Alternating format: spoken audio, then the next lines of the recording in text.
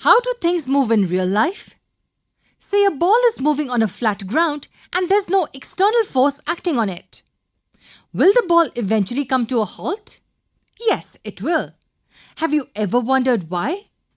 Say you're skating on an ice rink and your friend is skating on the road. Whose movement do you think will be smoother?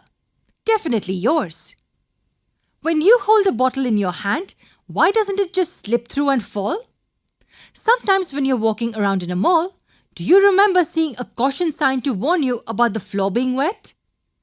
What explains all this? The answer is friction. The reason why the ball eventually comes to a halt is because of the force of friction. The reason why skating on an ice rink is easier because the force of friction is lesser there. The bottle doesn't slip through because the force of friction between your hand and the bottle doesn't allow it to do so. If the floor is wet, the friction offered by it reduces and there are chances that you might slip and fall. So what is this friction we're talking about? It's quite easy to understand its concept. Friction is nothing but a force.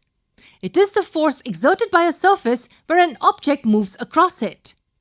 In the first case, when the ball is moving in this direction, the force of friction is acting in the opposite direction. The force of friction offered by the ice rink floor is lesser than the force of friction offered by the road.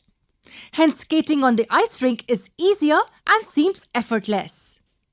The bottle does not slip down because the surface of your hand offers a friction in the upward direction.